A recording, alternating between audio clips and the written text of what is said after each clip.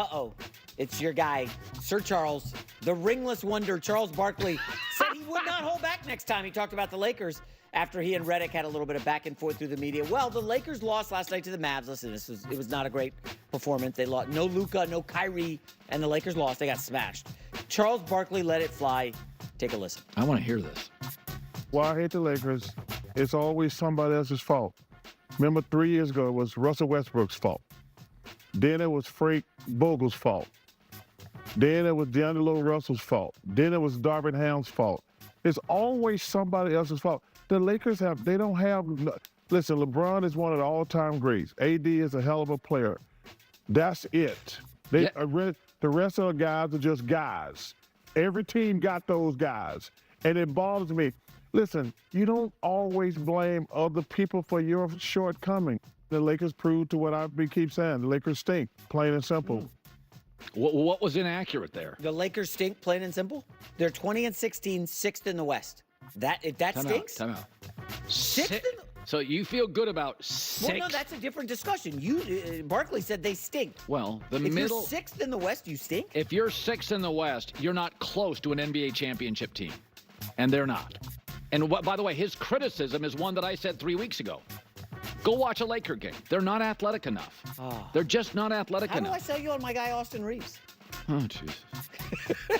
The game winner on Christmas Day? Ham and egger. Boy, so if the Lakers stink, Barkley, boy, everybody in the West is garbage. Warriors are trash. No, Suns are awful. There are a handful of teams, when you watch them, you can see the athletic ability. Houston. Another team Boston, taking shots at you. Oklahoma City. There are teams, I think the Knicks have some. There are teams that you see athletic ability on the wing. I mean, Boston, OKC, Houston, it jumps off the TV screen.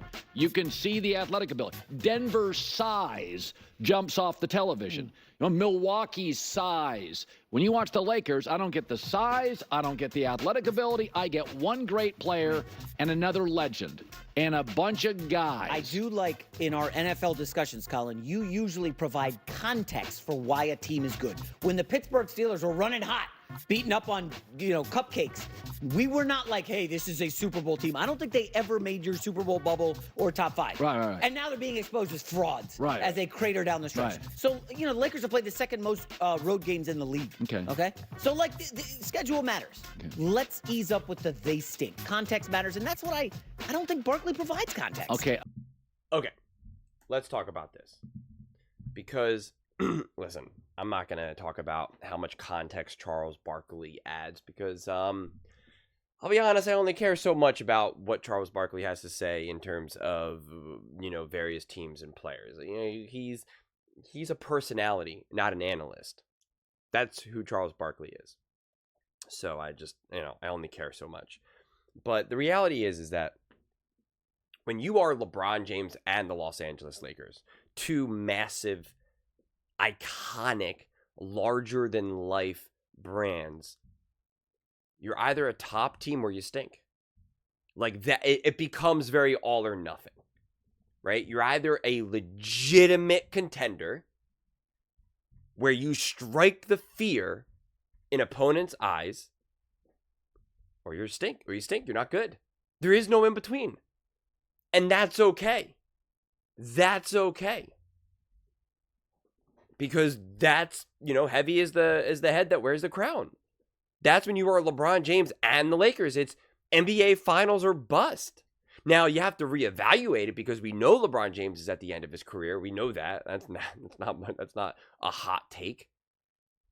But it is the perception of LeBron and the Lakers. It's you are either a top team or you are not. There is no in between. There is no, hey, this is a tough, gritty team who's doing the best they can. And you know what, man? The fact that they're 6 is actually really good considering the circumstances. It's not how it works. It's not how it works. And J-Mac brought up football. Think of Tom Brady and the Patriots. Patrick Mahomes and the Kansas City Chiefs. It's not okay for them to be like the 6 or 7 seed. The Kansas City Chiefs, can't get into the playoffs being a bottom seed, not winning the division. That would be seen as like, oh my God, they'll be sounding the alarms. Patrick Mahomes, the 7 seed, the wild card, didn't win the division, it would be like earth-shattering.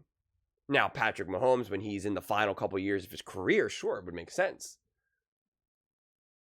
But that's again, this has always been kind of the problem with LeBron and the Lakers because, again, it's just two massive brands. And LeBron's brand is like, no matter how old I am, I'm still great. You don't judge me on the curve of my age. You judge me on my greatness. And the Los Angeles Lakers are the Los Angeles Lakers. This isn't the Philadelphia 76ers. This isn't the Memphis Grizzlies. This is the Los Angeles Lakers. LA, baby. Big time. SoCal. So yeah, you're going to get very binary all or nothing takes.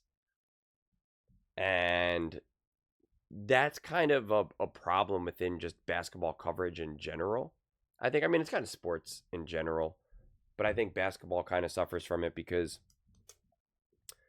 these seasons are so long that literally last months and there's just endless amounts of games. Like, you gotta be so specific and bold where you say, this team stinks. Because if you say, oh, the Lakers are kind of good, kind of struggling, but, they need to get better, no one's jumping to watch that video. No one's jumping to watch, oh, hopefully they'll figure it out. They're only 40 games into the season. They have another 40 games to go, whatever it is. Like, that doesn't move the needle. But just saying the Lakers stink, so much more extreme, so much more, it hits different.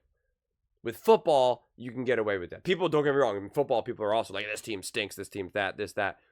But they can still kind of go more game to game to game. You can create content about a team that's maybe 2-2, that's maybe not that good. You can say, hey, if the Steelers can kind of get hot here, they could win the division, and it's like, and that means something in the NFL. Winning the division with Russell Wilson would be like a huge victory, a slam dunk. Not with LeBron James and the Lakers. No. Just not the way it works. And again, if you're a Lakers fan or a LeBron fan, I don't even know if you can be angry at takes like that, because it's just more of an indicator of the levels of excellence, the greatness, and the history of both LeBron and this team that that set the stage for takes like this. But those are just my thoughts. I'd absolutely love to hear yours. What do you guys all think about LeBron James and the Lakers? That they just stink, plain and simple, according to Charles Barkley. Let me know in the comments below. I read every single comment, so whether you agree with me or disagree with me, either way, let's get in some discussions. Let's get in some fights. But ultimately, let's just have some fun. And please do consider subscribing. We're building an amazing community here, and I absolutely love to see you part of it. I want to build something that we all genuinely feel connected to. Something that we're really excited to be part of. I think we're on our way to doing it. And please don't forget to give this video a thumbs up, as it really does help with the visibility and the algorithm. Thank you so much. See you next time.